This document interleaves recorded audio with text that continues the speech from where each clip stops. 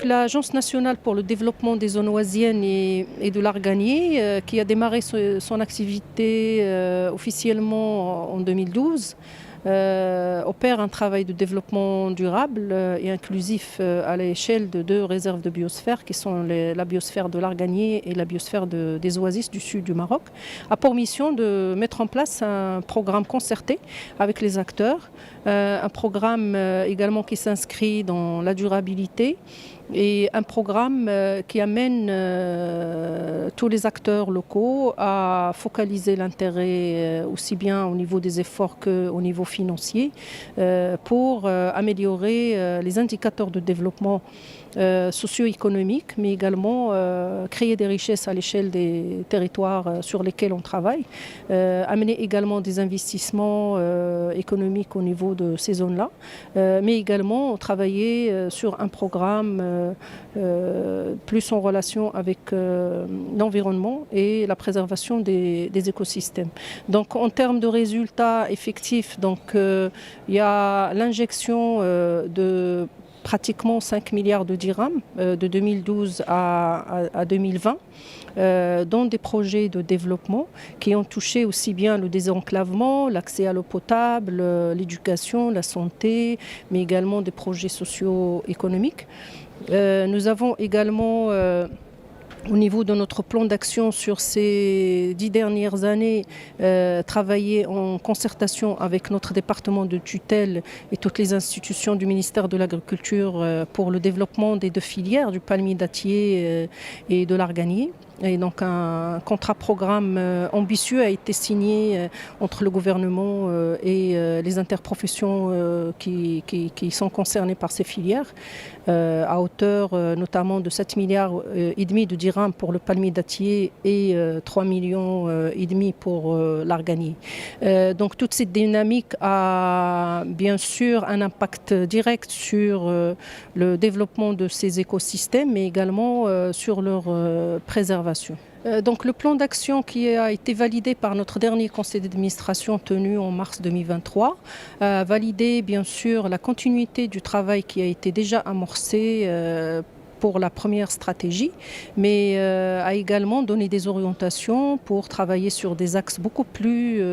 prioritaires, notamment les axes qui nous interpellent tous aujourd'hui, qui sont liés à la durabilité et au changement climatique que subissent ces zones particulièrement. Et ça m'amène aussi à l'intérêt aujourd'hui que nous sommes en train de mettre en place au niveau du SIAM, dont d'ailleurs la thématique principale est axée autour de ces mêmes problématiques de changement climatique. Donc ça nous permet, nous, en tant qu'agence sous tutelle du ministère de l'Agriculture, d'abord de présenter tous les efforts qui sont faits au niveau de ces écosystèmes et également tisser des relations avec des partenaires nationaux ou internationaux pour mettre en place encore plus de projets et de programmes qui vont directement vers la durabilité de ces écosystèmes. Donc c'est un rendez-vous aujourd'hui qui est devenu incontournable et qui rayonne à l'échelle nationale mais aussi à l'échelle internationale. La présence des délégations étrangères est également importante parce que on a aujourd'hui assisté à beaucoup de rencontres avec des bailleurs de fonds qui sont également qui travaillent également sur ces problématiques et avec qui on est en train de mettre en place des projets de financement de tout un programme aujourd'hui qui va être dédié aux zones de l'Arganier et aux zones oisiennes. Parmi les activités, effectivement, il y a eu ce side event qui a touché à plusieurs aspects, notamment à l'aspect de la recherche scientifique. Donc nous avons présenté le programme de l'Arganiculture. Nous avons également présenté les réalisations qu'on a atteintes aujourd'hui depuis 2017. Mais nous avons également présenté un programme qui a été mis en place avec l'Agence de développement agricole, l'ADA, et le Fonds vert pour le climat, le GCF, donc qui a consisté a financé 10 000 hectares de plantation d'arganier sur les terrains privés, avec un financement qui avoisine les 400 millions de dirhams, un cofinancement marocain et également du GCF. Donc le bilan de ce programme, mais également l'axe particulier de la recherche qui a été intégré au niveau de ce programme avec un financement de 7 millions de dirhams qui a été injecté directement dans un programme de développement avec l'INRA. Et lors de ce side event, donc l'INRA a présenté à l'audience l'état d'avancement de ce programme de recherche. L'arganier, comme vous le savez, donc,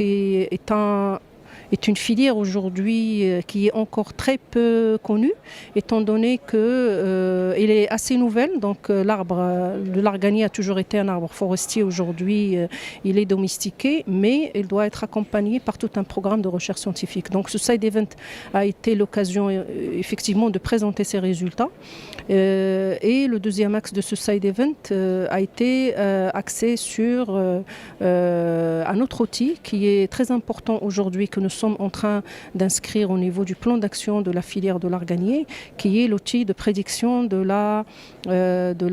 production de fruits d'algane, qui va permettre aussi bien aux professionnels mais aussi à l'État de pouvoir avoir une vision très claire sur la production de l'huile d'algane et anticiper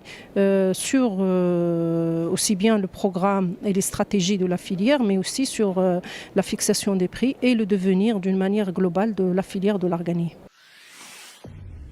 Pour suivre toute l'actualité d'EcoActu.ma, inscrivez-vous sur notre chaîne YouTube et rejoignez notre communauté sur Facebook et sur les autres réseaux sociaux.